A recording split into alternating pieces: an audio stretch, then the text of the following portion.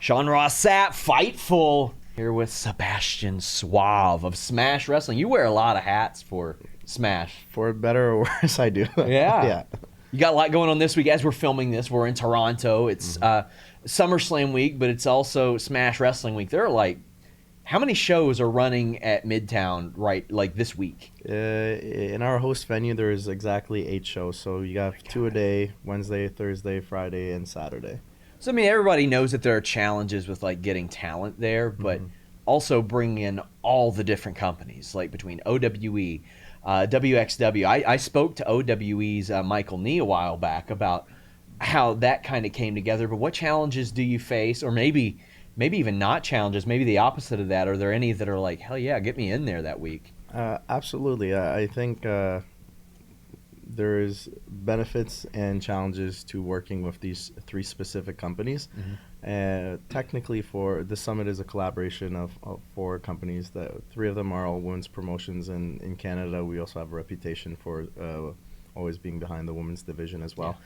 Yeah. But specifically with OWE, WXW in Progress, our goal was to provide something different to just not the Canadian market, but to the North American market. There's a lot of successful, accomplished, well-reputable companies, and it'd be great to work with them. We have worked with some, and we'd like to work with more companies. But during weekends like SummerSlam and WrestleMania, you want to give people a reason to check out a show, because this isn't something they can just travel to see by car 4 or 5 hours, for one particular weekend. This isn't something that they can pass up on and see next year. Having a company like Progress be in Canada, a company like WXW out of Germany in Canada, OW out of China, for some people this may possibly be the one and only opportunity in a couple of years. You don't know.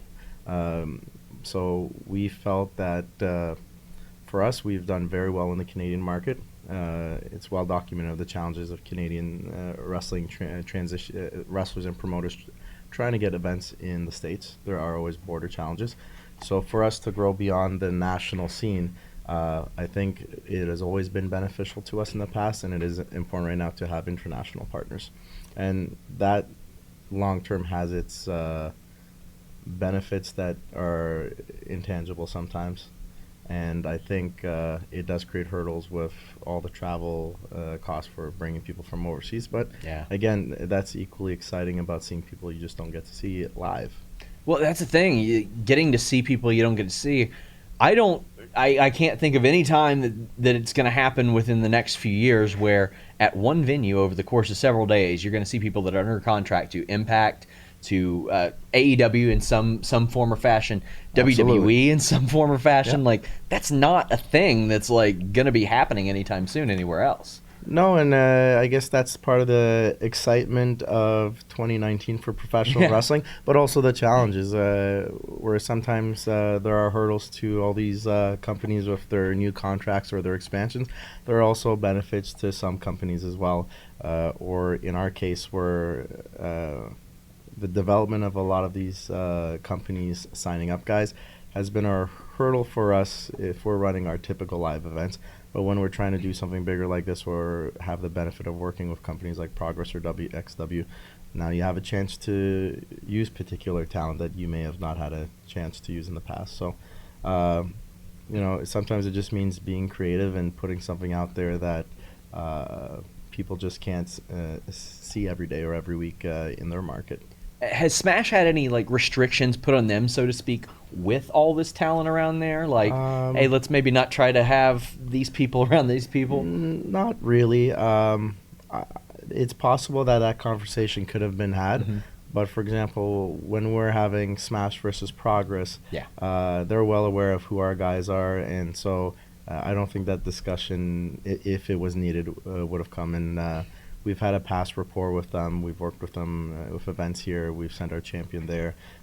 So I don't think we're strangers to them either. Yeah. And, I think I wouldn't even call it restrictions, but when I'm not using this particular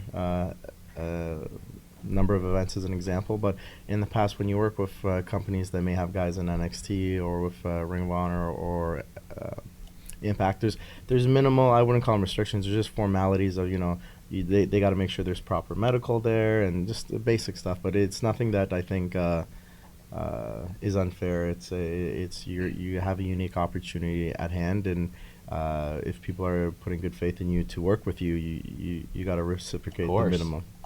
So as we film this, like who knows when this will drop? NWA announced that they're filming TV next, I think in the next coming months. Of course, All Elite Wrestling is doing that too. You've got Impact, you've got Ring of Honor, you've got WWE. What does this landscape do for Canadian independent wrestling? Because I mean, quite frankly, it's been a hotbed for a very, very long time. Like we see a guy that you're familiar with, Josh Alexander, popping up on Impact Wrestling and doing very well. Yeah, and I'm usually very I don't want to say negative, a little pessimistic with the restrictions the Canadian scene has and the potential to grow. We have the talent, we have the promotions. Again, the UK had their boom, Mexico had their boom. You're starting to see guys, the casual independent fan know of guys like Pentagon and Phoenix and AAA and Triple Mania, with all the on-demand subs and the evolution of GIFs and social media. A lot of fans are now exposed to New Japan, and you see people traveling to the Tokyo Dome. Every wrestling scene, the key scenes in Japan, Mexico, and UK have had their boom. The United States has always been healthy, and the reality is we don't have the same benefits once our guys get to that level that, okay, it's time for this guy to blow up. He's going to be a hot commodity next year. We can't always cross the border to the States, but people from the States can come to Canada. So that creates challenges, and that's where I think Impact is very important for the Canadian scene. Obviously, being owned by Anthem and having a bit of a Scott Canadian D'Amore and Don Callis there. Absolutely, as well. there's a Canadian contingency there, and it's nice to see that if there is a Canadian talent like Josh Alexander who is deserving of the spotlight, they are willing to get that visa paperwork done. So, but beyond that, it's tough because this is a conversation I've had with several people 3-4 years ago. It's nothing new, and again, it's nothing that I'm complaining about. It's just you have to be very realistic about your market and your scene and where your industry is headed.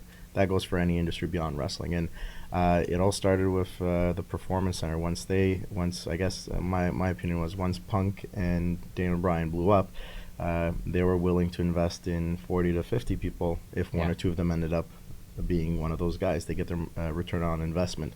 If a couple of them end up being like the Cesaros and stuff, it's still a great return on investment. So those guys start getting thinned out, and then you suddenly saw that Impact had exclusive contracts, MLW had exclusive contracts, Ring of Honor started going harder on the exclusive contracts, New Japan was offering American talent contracts, and then the guys that were you even got AAA running MSG soon. Yeah, and then you had the next set of guys who, and it's great for the workers, and it's great for the scene. There's no complaints to it. But the next guys to step up weren't drawing what the Kevin Owens and the Young Bucks were drawing, and the prices were the same. So what I'm trying to get is the last 3-4 years has been very good for professional wrestling, has been good for the talent and the fan base.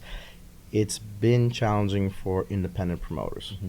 And a lot of us have survived it. A lot of companies have done even better. It's how you adapt. You can complain about it and rinse and repeat the same formula that's not working, or you can adjust. An easy example for us is when a lot of the key independent guys that were left over after those contracts were either used in our market or seen before.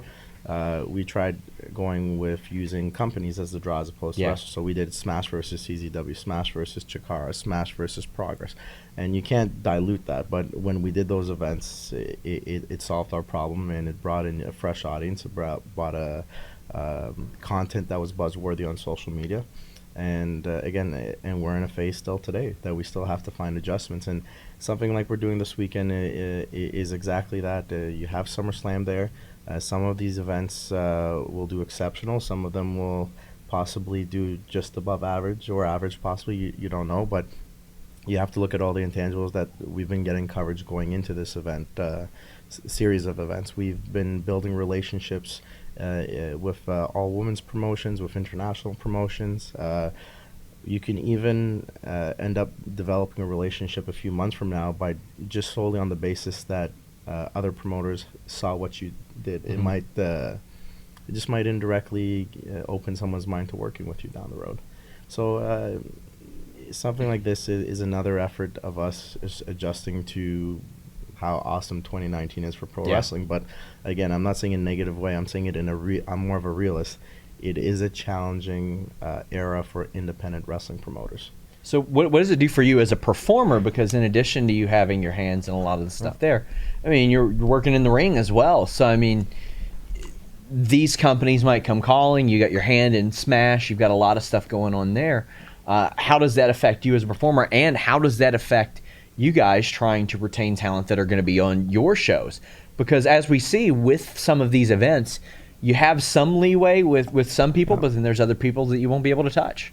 Yeah, this as a wrestler, it's always been a bit of a push and pull, a bit of a tug between the promoter and the wrestler. And I've always tried to do it 50-50. A few years back, I made my peace that the promoter had to take priority. And the reality is, I take pride in both, but to do independent wrestling promoting properly, it takes a lot of time. Yeah. And if I didn't give 120%, Smash Wrestling wouldn't be Smash Wrestling. And whether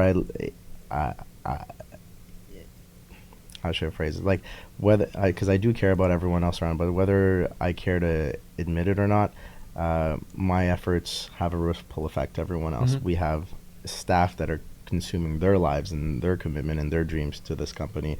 We have a bunch of wrestlers that represent us and consider this home base. We have a fan base that shout our name and buy regular tickets for the last 3, 4, 5 years. My efforts indirectly impact them. Yeah. So I've learned I used to just put way too many hours into both. Yeah. I'm trying to be smarter where it's not about, I mean, you hear the cliche, it's not how hard you work, how smart you work, right? And that's where I've been at. And we keep it, as a team with Smash Wrestling, we're trying to continually do that, because when you are not a money company or a rich investor, we've always said we are a grassroots formula. We love that we're a grassroots formula. And it's always been about just scratching and clawing and grinding and taking smart risks, and we will continue to do that. But we just got to be smarter. But it does possess challenges on both sides. But for me, I guess it's a default of being a promoter.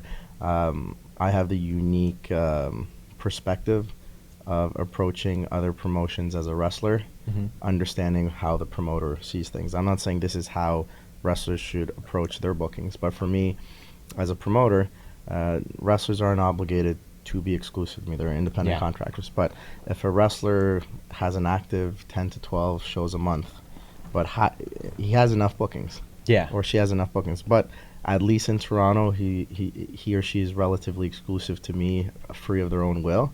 And there's a lot of people who've done that over the years. They just, it was never spoken of, but they just prefer to work for us in the Toronto market. Yeah. As a promoter, I have to appreciate that. I have to value that, because there's more of a draw appeal to that individual. Sure. And there's a bit of a sense of loyalty. So for me, it's not about burning myself out as a promoter and going and wrestling 15, 16 times a month, where I may be lost in the shuffle in a lot of these cards.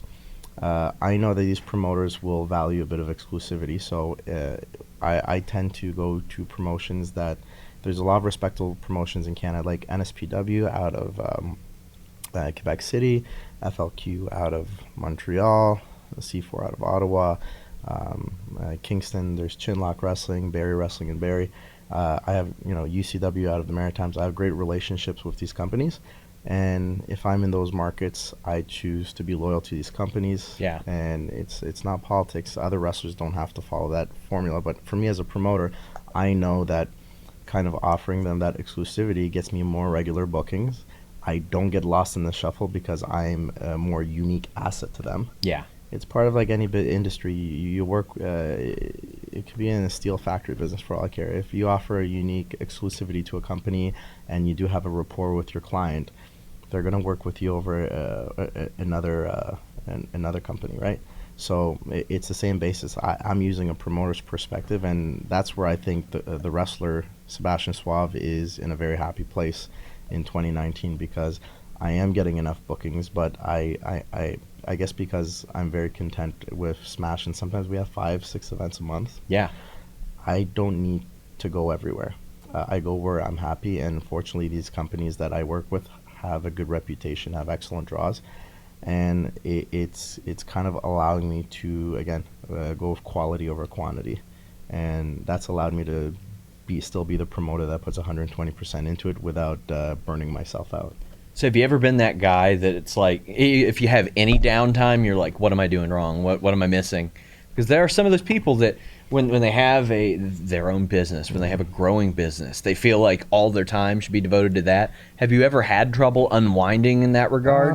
Absolutely. I think for the better part of the last few years, but right now I have 2 kids. I have a 4-year-old and a 1-year-old. That'll do it. And I don't have the free time, but I've learned that